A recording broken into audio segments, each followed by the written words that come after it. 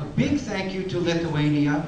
Lithuania, you have given the whole world a beautiful gift in the name of two legends of health and diet. Anne Wigmore, who we pay tribute to this week, who truly was a prophet of our time. A simple woman, but really a prophet in the world of health and diet. And Lithuania, you have given us a second legend, a living legend, in the name of Viktoras Kolindas.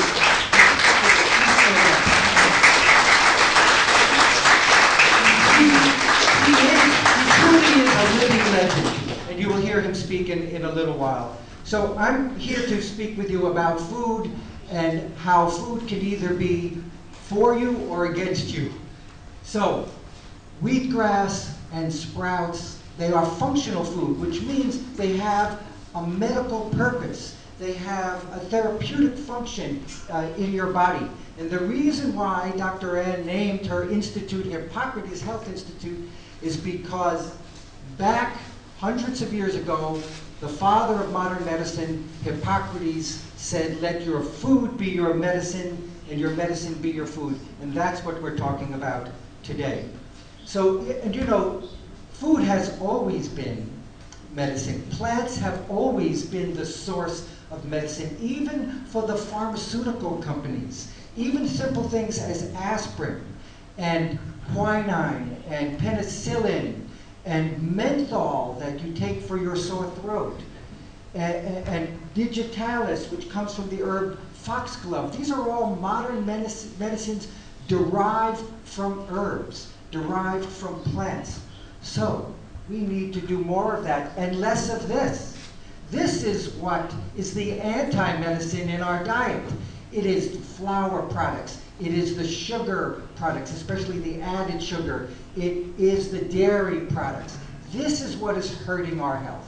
Okay, so here, this is a typical modern stomach nowadays, with all the pasta and the pizza and the provolone and the cream puffs and the French fries. That's what you get. And on the right-hand side, you get a picture of the small intestine that has been breached by this bad diet. That is called a leaky gut syndrome, where you can see there are perforations in the intestinal wall. This is the beginning of how people get sick. It starts with what we put inside our bodies every day, 2 and 3 and 4 times a day. So what I'm proposing is we all start to think green about our food. Because remember, vegetables can be medicine too. Look at simple things like celery, which can lower blood pressure and acts as a diuretic, and kale, which can prevent cataracts, and parsley, which can prevent ulcers, and lemon, simple lemon, which can kill parasites and eliminate kidney stones, and beets and carrots. All of these foods can be your medicine as well. So look at spinach, something as simple as spinach, hypertension, cataracts, colon cancer, Alzheimer's disease. We have research on all of these benefits for a simple, common vegetable such as spinach. Look at cilantro, a spicy vegetable also known as coriander, is very similar to parsley in its looks. Very popular in Latin American cultures. Increases the good cholesterol, HDL, eliminates aluminum, chelates out metals, good for indigestion, and something as simple as grapes, with its rich in polyphenols and resveratrol and isothiocyanates, reduces blood clotting, improves Alzheimer's conditions, protects the DNA from damage. We have research on all of this. But the thing is, you got to get down and dirty in your kitchen. You got to get out the blender. You got to put those vegetables inside, and you got to, drink it up and bottle it, and that's what it's going to look like. But that's real food. You can't get too dirty with clean food. So This is what you should be doing in your kitchen. Put them all in there, and that's what you should be drinking. And get out your juicer. This is the kale going in the juicer. That's your juice. And you know what? If you have to go to work, put it in a thermos. Make it cold, chill it as best as you can. But use your juicer like a medicine chest. And what makes these common vegetables so so therapeutic is that when we use the juicer machine, we're extracting the water content of the vegetables. And so we concentrate them. 1 pound of carrots will yield 1 glass of carrot juice. You could never consume a pound of carrots to get all those nutrients. But you can easily drink a glass of carrot juice, and it will travel into your bloodstream almost immediately. That's the fastest way to get nutrition into your body is through juice. So it's very important that we go organic as much as possible. So I wanted to tell you about some of the foods that are high in pesticides to avoid. These are the foods such as peaches and apples and peppers and strawberries and cherries and grapes and lettuces. These are the foods you should do whatever you can to get those foods organic. I know it costs a little more, but it's a good investment. Some people invest in the stock market. I say invest in the produce market. Is that also Lithuania? It will. Pardon? Is that in Lithuania also? Are these vegetables? Yes. In big cities, these vegetables are available. These, on the other hand, are some of the foods that are traditionally lower in pesticides. Onions and pineapples and bananas and papayas and cabbage and broccoli. So, now, if you can't find all these beautiful vegetables, you can grow them in your own home, even in a cold climate. And so I say, let's start to talk about some of the things that you can grow in your own home. Beautiful greens. All right, this is my living room in the middle of the winter. I live in the cold northeast of the US. Lots of greens in the middle of the winter. It's very possible. Traditionally, people think about sprouts as beans with a tail on them. So, and Wigmore and Victoris changed all that. They opened up a whole new world. And the beans are okay because we can do a lot of things with beans, and these can be added to salads. They add wonderful texture. They're high in protein. They're rich sources of fats, and a lot of the fats and the proteins are pre-digested. So it's the only way you can eat beans and grains in the raw state is to germinate them. And you can make lots of recipes. This is my recipe book with all kinds of recipes, and this is bread made from the grain. Made from the grain. So that happens to be kamut, which is a variety of wheat, and these are the breadsticks that you can make by grinding and crushing the sprouts. So there's no flour in this product at all, and you have much more fiber, and you have much higher counts of B vitamins. And over here you have chickpeas, and there you have a chickpea hummus, a common dip. So all this can be made simply from having the seeds. And of course, you can also grow the greens in this simple sprouter, a simple hemp sack, which once upon a time I made in Lithuania from linen. So another valuable resource you gave the world. This product is now in 13 countries, and so that was another gift from Lithuania. More greens. This is called arugula. And chia, very popular nowadays, can be sprouted to a green. That's the chia on the left, arugula on the right. So this is another type of grower. It's important that you have the right tools to get good results. And this is a barrel sprouter. It's called the Fresh Life. It happens to be my favorite sprouter. I helped with the design of it. But again, these are the types of things you can do year-round. There are the seeds. Just lay the seeds out, and 7 days later, you got it, and then you grab it with your hand and you put it in your salad. It's that simple. And it has there are two versions of this. One of them is self-watering. So you can't complain any longer that you have to go to work and you don't have time for this, because it's going to do it for you.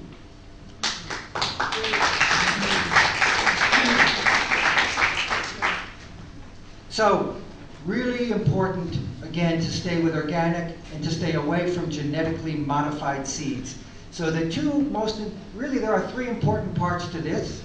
There are the appliance that you use, because some of the appliances, unfortunately, are poorly designed.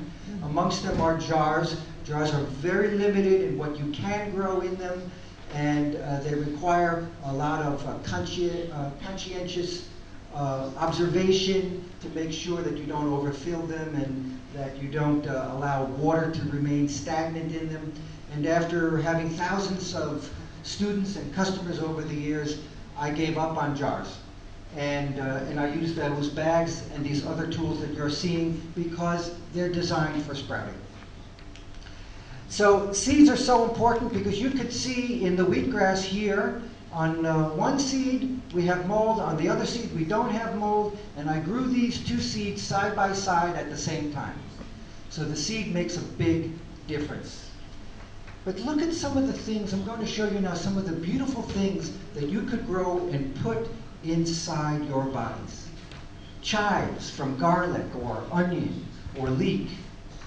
Beautiful greens. In the middle of the winter, when you have 2 feet of snow outside your door, this is what you could be feeding yourself and your family. Beautiful alfalfa, a sea of greens. So just think about it. When you eat from lettuce, you're eating from the result of a single seed. But here, you're eating from the result of hundreds of seeds. Hundreds of plants are feeding you instead of just one. And there's a difference. And there is broccoli. We're going to talk a lot about broccoli soon. A lot of science on broccoli. And there is radish. And there are peas on the left and pea shoots on the right. Isn't that's even more attractive for me to eat than most of the things that I see in the produce stand. So, and sunflower on the left, but sunflower sprouts on the right. Beautiful, rich, hearty greens. Lots of different textures, lots of different tastes. You don't have to be a rocket scientist to garden this way. You don't need a green thumb. You just need the right tools and the right seeds and a little bit of guidance. So ultimately, we have local agriculture. It doesn't get any more local than your kitchen. So let's talk a little bit about nutrition. I have a lot of nutrition here, so I'm going to move quickly through it. But I want you to know that it isn't just me saying that these are healthy for you, but there are lots of universities and research labs all over the world that have started to study these baby plants more and more, wheatgrass and sprouts. And they are testing it in animals and in people, and they are measuring the results. And look at some of the results we're getting. First, let's look at protein of the alfalfa sprout versus spinach, versus romaine lettuce, head lettuce, right? Where there's more protein, that's an indicator. You can't just have a plant that's rich in protein and low in everything else. If it's high in protein, it's a good indication that it's going to be high in many other things. And in this slide, we're going to compare the mature vegetable with the baby vegetable. The baby vegetable being the sprouts. So in this case, where all the red lines are the sprouts, and the green line is the mature vegetable. We're looking at radish here. So radish goes off the chart for vitamin A, 391, and the radish vegetable has only 8. It's a 40-time increase in vitamin A just by germinating radish for 5 days. A very simple, it's the miracle of germination. All you need to do is add water. So we can look at iron, again, lentil sprouts and pea sprouts, higher than a hardy vegetable such as kale and spinach. And magnesium and phosphorus, again, the tallest bars, the purple bar and the red bar are the alfalfa sprout and the radish sprout. The rest are our finest vegetables, broccoli and cabbage and celery. So, and here we can look at protein. Now, of course, animal foods have more protein than greens, but these greens are pretty special. And if we look at some of the bean sprouts, which are known to have protein, you can compare lentil sprouts with eggs. So eggs, you get 12.5% protein, only 9% protein from lentil sprouts, but the protein in lentil sprouts is already broken down into its amino acids. So your body has an easy job to assemble them in the organization that your body requires.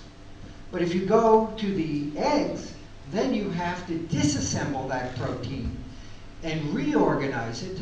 And you might be a little exhausted because first you have to get through 10% fat first. So that's why when you eat a big meal of chicken, which has more fat than protein, you could feel exhausted just from all the digestive effort that is required to break through. But look at the lentils. You get 9% protein, but not even 1% fat. And that fat is already broken down into its essential parts. More information of this kind of thing in my books, which are available even in Lithuania on Amazon.com. So through the wonders of the internet, all of this is available.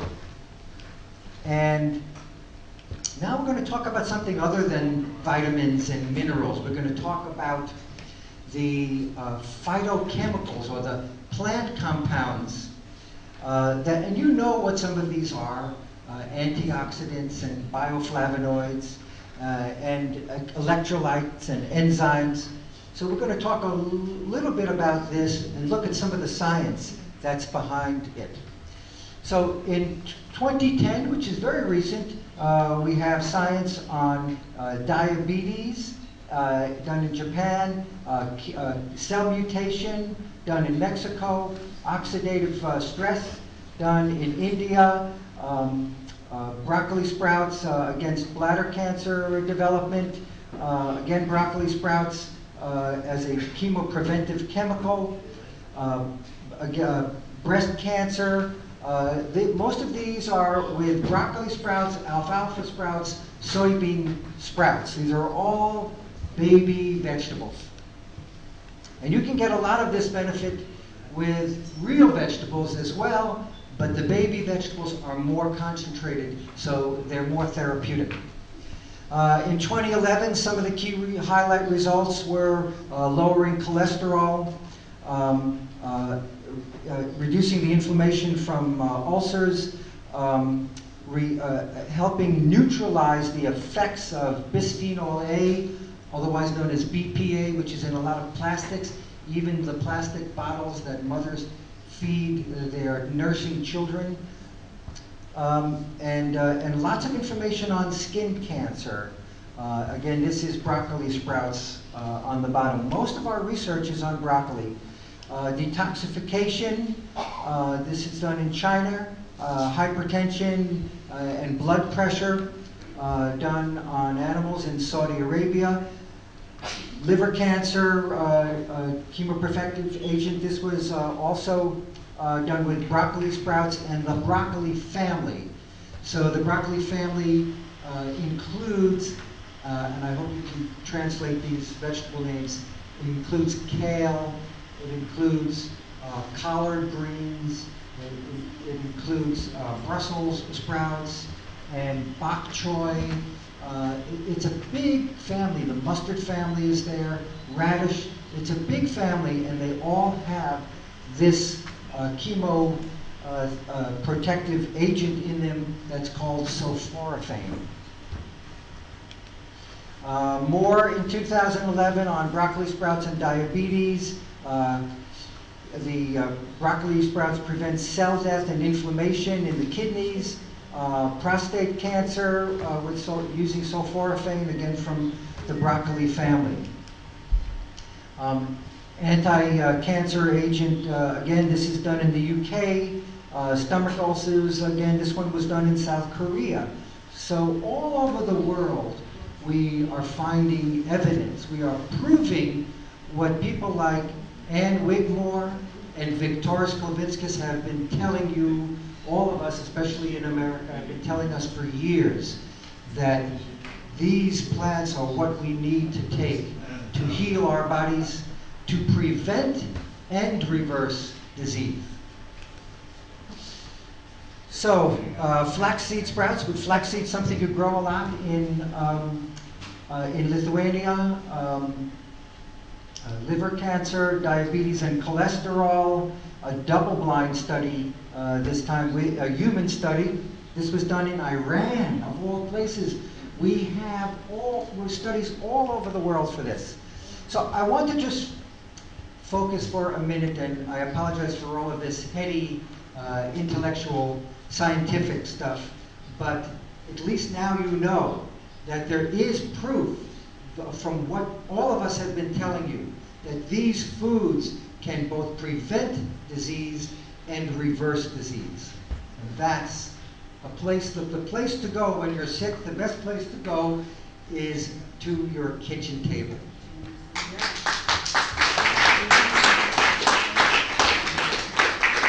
So I just want to focus on a few of the things in sprouts that are important. Phytoestrogens are abundant in alfalfa sprouts and soybean sprouts and clover sprouts. Phytoestrogens help reduce the symptoms of menopause and PMS in women, so you can fight against the loss of bone density, which is very common with the modern Euro-American diet. And here is a study done by a scientist in Minnesota in the USA, where he showed that as you sprout the soybeans, there is a 4,200% increase in this particular phytoestrogen called coumestrol. So that's just from germinating from day 1 to day 5, a big increase. So you can eat the soybeans, but you're not going to get the same medicine as you will when you germinate it. And saponins are this, if you've ever grown alfalfa sprouts, you'll notice it gets a little soapy in alfalfa and clover and fenugreek. They're all part of the same family, and they produce something called saponins, which is like a detergent for your arteries, because we have evidence that the saponins actually help break down the low-density lipoproteins which cause arteriosclerosis. We have both human studies and animal studies, and again, as you sprout the alfalfa over, this is a 6-day period, we get a 450% increase in the saponin content of alfalfa. Same thing in soybeans, lentils, and peas. If you want to fight PMS and menopause with a natural food, then use alfalfa and soybean and lentils and clover as well. Another study on alfalfa sprouts lowering cholesterol. And we have this study from Japan done on barley, which is a very common food in Japan, showing how it helps with ulcers. And we have studies on Parkinson's disease with fava beans. Fava beans produce a plant version of L-dopamine, which has been used in the management of Parkinson's disease. We need much more research in this area. There are 25 studies on pancreatic cancer using the whole brassica family and alfalfa sprouts and some clover sprouts on these studies. And to just spend a minute on broccoli sprouts, it's the enzymes that protect against the carcinogens. The crucifer sprouts, which is the whole family, the whole brassica family, all these crucifers, again, kale and collards and Brussels sprouts and bok choy and radish and mustard, and these are all part of that crucifer family, and they produce a major inducer of anti-carcinogenic protective enzymes. So eat your broccoli, but make it sprouts, and then you don't have to even eat as much. So some studies on bladder cancer and cardiovascular disease. We have a lot of studies, 15 studies on that. So prostate cancer possess anti-tumor activities both in the test tube and in the body. And sulforaphane induces these special enzymes which have significant activity in fighting human prostate cells. And skin cancer, I'm going to show you something about skin cancer in a few minutes. So, food is medicine. And wheatgrass is probably the most potent natural vegetable that we have. It's probably the most potent vegetable. So we get a lot of medicine out of wheatgrass. And the reason why it works is wheatgrass is a very powerful liver detoxicant. So if you can detoxify your liver, and you can rejuvenate your bloodstream, and you can cleanse your colon, then your body is going to start its journey towards self-healing. All right, just think of it. Change out your liver, change out your blood, clean out your colon, your intestinal tract. Your body starts the healing process. It's natural. So wheatgrass is a catalyst for doing all of that. It's really you and your own body that does the healing. We're using these tools. These plants are our tools to activate and initiate the healing process. A lot of great information on wheatgrass and its numbers. If you were to look just at something like protein, if you were to dry wheatgrass and measure it, it's 25% protein, a lot more than chicken and eggs and spinach and broccoli, our finest vegetables. And interestingly enough, you know, there's been a lot of talk about chlorophyll in wheatgrass because it's so green. But that's only one factor that makes wheatgrass so good. This study was done on the wheat sprouts before they got green. So just as a shoot came out, but it didn't get green yet. So there was a strong inhibition of mutagenicity. So that means that we stopped the mutating cancer cells, even when the wheat sprout was in the non-chlorophyll stage. And we found in this study that that it's potent even at a reasonably low level, and that there is no high level. There's no toxicity level. So,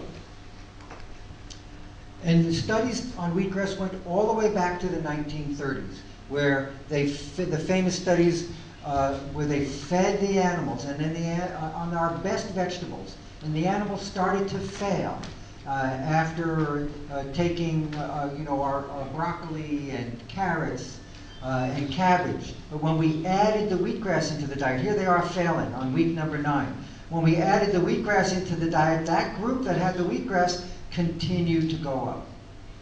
So, and we found out why wheatgrass was able to regenerate the growth of these animals. We named it, we named it the grass factor back in the early days.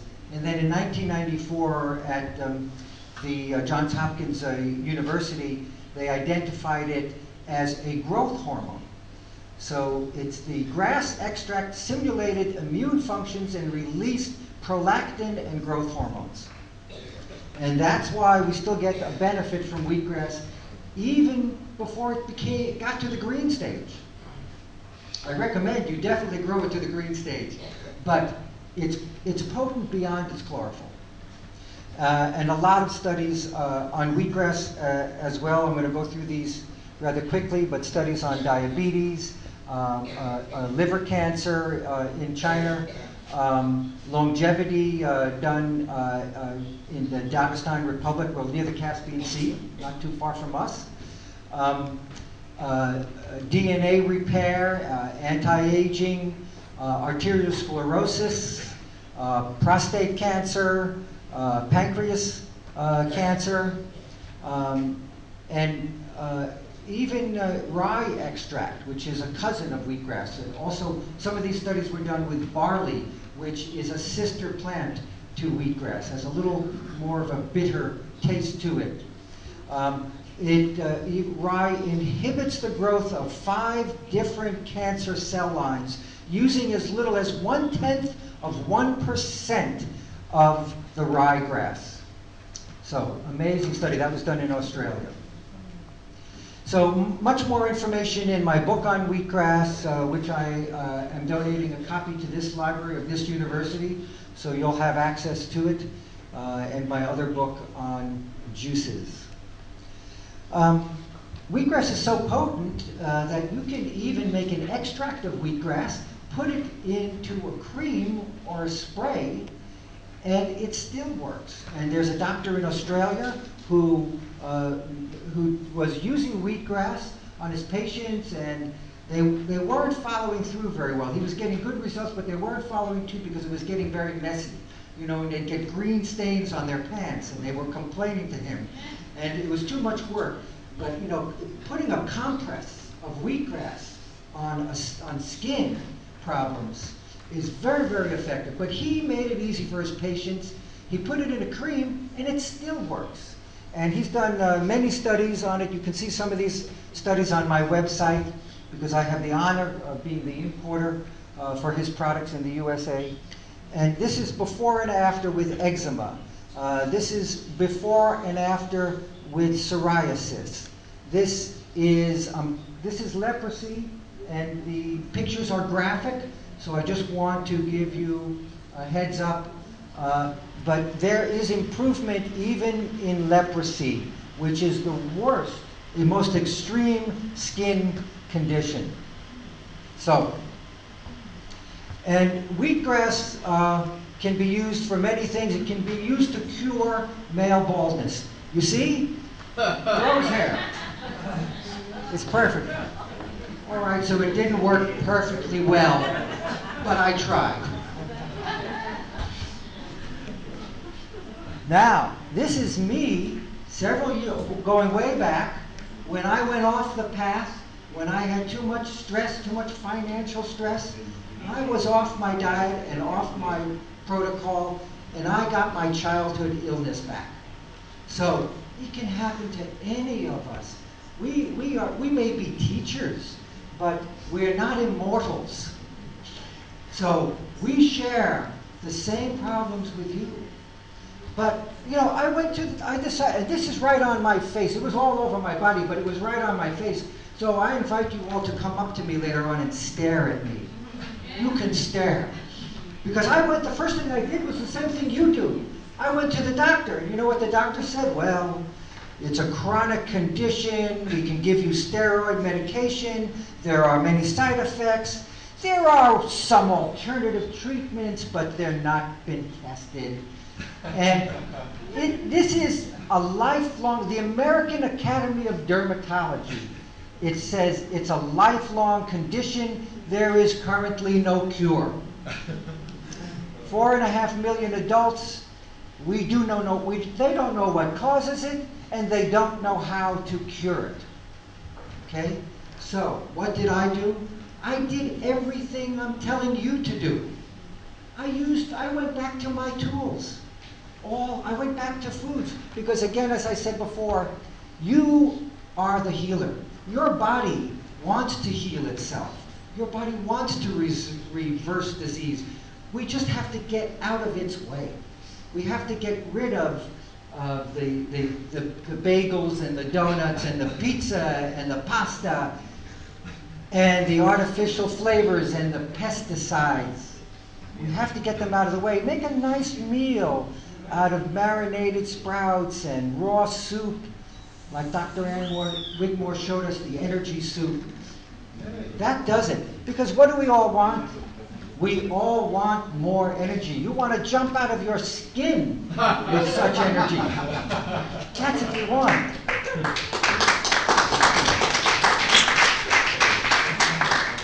And this is an energy photograph. It's a Kirlian photograph, and it may look like a Christmas tree, but it is a single blade of wheatgrass. That is the aura that surrounds every living being, including living plants. If I cooked this, you would see nothing. It would all be black. So when you take this kind of energy inside your body, it's like recharging your battery, right? You plug your telephone in every day to recharge the battery. This is the way we recharge the human battery. So plug yourself in to wheatgrass and living foods.